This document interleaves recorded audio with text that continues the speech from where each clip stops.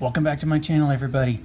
I'm super excited for today's video. We're going to be opening up this pack of 2015 Topps Update. This is going to give us the possibility of finding some pretty cool rookie cards. If you watched my most recent road trip video, you saw me purchase this. It was hanging up in the baseball card shop for a sticker price of $10, and the guy ended up giving me a really good deal and selling it to me for $5. You can see we get 36 cards. Cards that have a relic or special insert may have less than 36, though I doubt there's going to be a relic or special card in here, just because it probably would have been sold by now and someone would have felt it. But anyway, some pretty cool cards in this set. If you're unfamiliar with 2015 Update, I think the best rookie cards that we can be finding in this pack would be number 1, Francisco Lindor. Number 2, Carlos Correa. Number 3, Max Muncy has a rookie in this. Number 4, JT Realmuto has a rookie. Number 5, there's also a Kris Bryant Home Run Derby rookie card. Now, I don't think this is his true rookie card. I believe that's in Series 2. Some of you guys who are Cub fans and Kris Bryant fans can maybe clear that up for me, but I'm pretty sure this is just the Home Run Derby rookie card. So it's not as valuable as his base card, but it's still pretty cool. So we'll be looking for those cards. There's some other kind of smaller stars like Byron Buxton, Noah Syndergaard, Kike Hernandez, that also have rookies in this set, and there may be some others that I'm forgetting off the top of my head. So without further ado, guys, let's go ahead and get ripping into it here. So it looks like we have some exclusive base card variations. This looks like it was on clearance or something at Walmart. You can see they have a different barcode sticker over the top of the original barcode. So my guess is that whoever owns this store found this in a clearance bin and purchased it, and it's been hanging up in his store for who knows how long. But anyway, here's our odds. It'll be pretty similar. They had a few different camos. You can see the gold camo, we're familiar with those. Snow camo, we haven't seen that in a long time. Rainbow camo, I'm sorry, the rainbow foil is still there, 1 and 3. And then we'll have short prints. They also kind of have some stats variation, although I don't know if they're numbered. And then they have some hidden gems. They have kind of some gimmick cards, like where they have a Noah Syndergaard where he's batting instead of pitching. So anyway, they did a few of some silly things in this set, and some things that they've carried on still to today. So we got the little security sensor on the back. I kind of like that. It's going to hide the cards for us here, so we won't know what's coming. Let's give it a look here. I really like this 2015 design. This is one of my favorite designs. It just kind of looks like a little fingerprint. This is almost similar to the 2030 inserts that they have in Top Series 2 for this year. It's almost like they brought back that little kind of fingerprint style there. All right, so we have Aaron Thompson. Don't say I know much, or can't say I know much about Aaron Thompson. We've got one rookie, Tim Cooney. Never made much of an impact for the St. Louis Cardinals. We're going upside down here. Let's go ahead and put my rookies right here by the American flag. We've got Seth Smith, left-handed hitter for the Seattle Mariners in this picture. Sean O'Sullivan, I remember him. He pitched for my Kansas City Royals for a while, also for the Oakland Athletics. Upside down, here's a decent rookie card. I forgot about him. Matt Boyd, obviously not going to bring big-time bucks, but he was an all-star last year, or I don't know if he's an all-star last year, but he was probably the best pitcher for the Tigers last year. I believe Joe Jimenez was their all-star. So that's the best rookie we've seen so far. Mark Lowe, I remember him giving up that massive home run to what's his name? David Freese in the 2011 World Series. Elvis Araujo, don't know how to pronounce his name. Sorry, Phillies fans. He never made much of an impact. Speaking of the 2011 Texas Rangers there, who lost the World Series, there's Neftali Feliz, who was their closer. Kind of a sore spot for me because I was rooting for Texas back then. They were always kind of my number 2 team whenever Kansas City was kind of out of it. And Ron Washington probably should have kept Neftali Feliz in the game to start the 10th inning, but he didn't, and it came back to bite him. We've got a Rookie of the Year here, or Pitcher of the Year for Sandy Koufax. Highlight of the Year, I guess. That's a pretty cool one. Got another insert sticking with the Dodgers theme. Jackie Robinson. This is his first home run, commemorating it in 1947. You can see right there, April 18th, 1947. Jackie Robinson's first home run in the major leagues. Pretty neat. It's in the Polo Grounds too. Nice left field. If you ever haven't seen the dimensions of the Polo Grounds, it was like 270 to left field and right field, and then it was like who knows, like 500 feet almost to dead center. It was quite the dimensions. Vidal Nuno, relief pitcher. There's our Byron Buxton. This is the rookie debut version, so that's still a pretty cool rookie. Byron Buxton, a former #1 prospect in all of baseball, hasn't quite been able to stay healthy long enough to put it together. Brad Boxberger, All-Star game. I forgot he was an All-Star there with Chris Archer. We got Chris Heston tossing a no-hitter in his rookie year. So kind of commemorating his no-hitter with a rookie card there for Chris Heston. That's a nice one. Not as good as Buxton, but it's still pretty cool.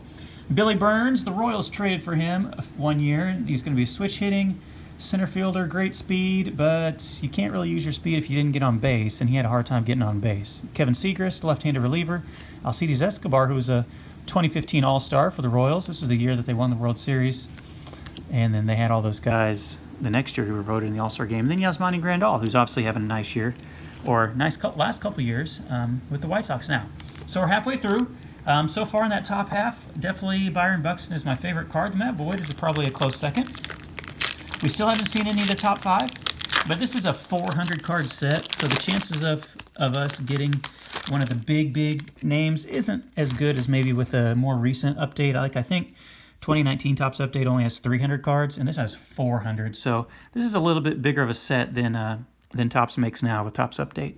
All right, here we go. Frenchie Jeff Rancourt. This is like former Royals all over the place. He was a former Royal player. Speaking of former Royals, Paulo Orlando. A little trivia note, he is from Brazil, one of the few Major League players from Brazil. He played on that 2015 World Series team. They usually bring him in late innings as a defensive replacement. You can see there, Sao Paulo, Brazil, where he was born.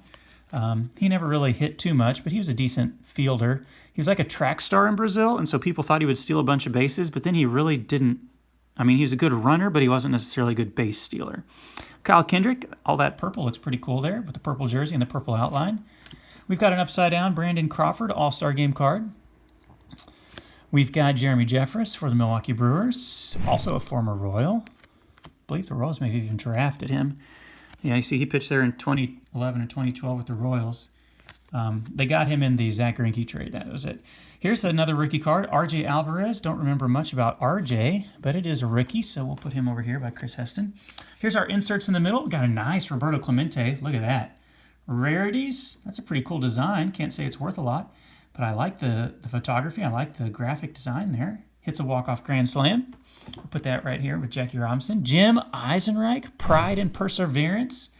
If you guys don't know the story of Jim Eisenreich, he's also a former Kansas City Royal.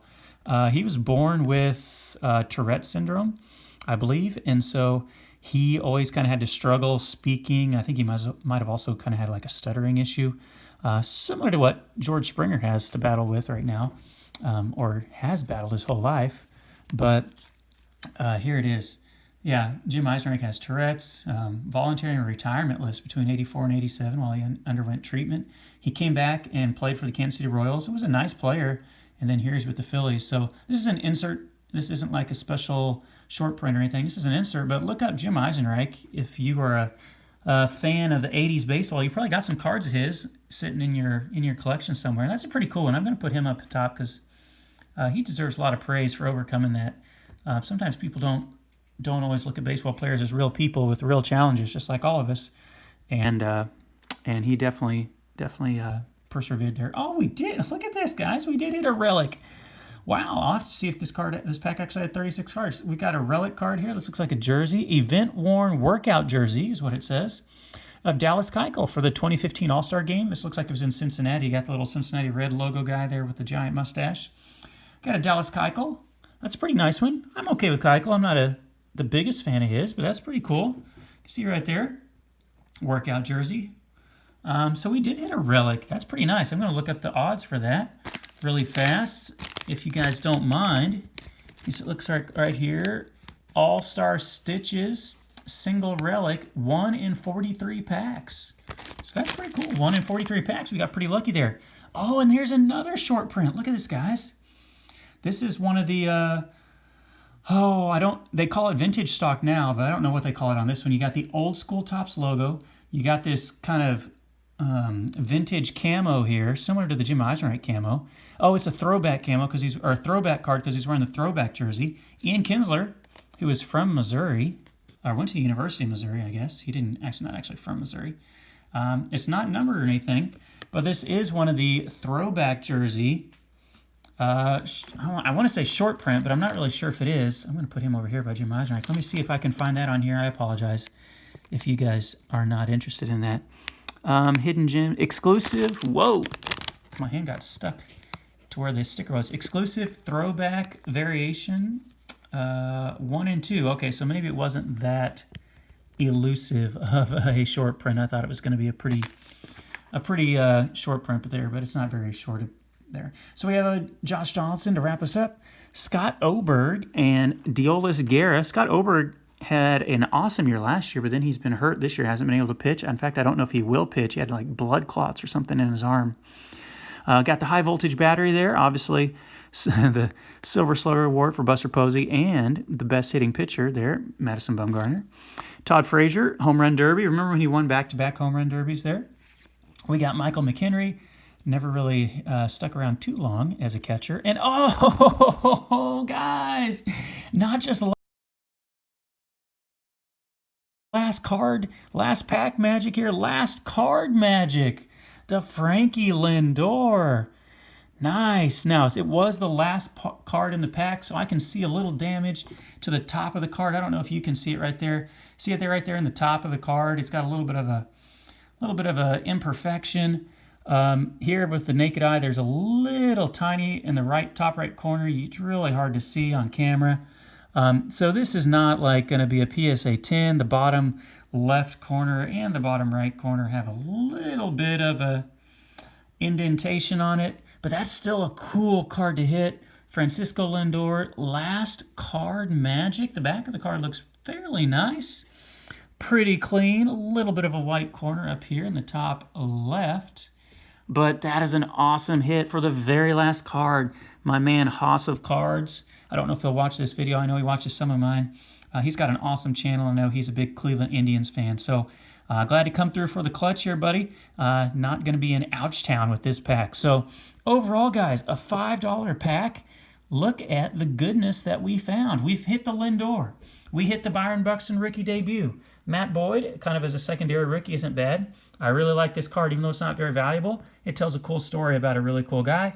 The throwback with the old throwback logo of Ian Kinsler, which I thought was more rare than it really is. And then the relic of Keuchel, and also I just really like the old-time cards here. This Roberto Clemente just really pops, and then the Jackie Robinson is a cool one as well. So overall, guys, I feel like this was a very successful opening. Feel free to comment with your favorite card, and if you don't want to comment, that's fine too. This is almost 13 minutes, so I need to wrap it up. Thank you so much for checking out this video, guys. I will be back later on this week with another video. Hope you guys are doing well. Hope you're staying safe, enjoying some baseball, and I will catch you all in another video. We'll see you.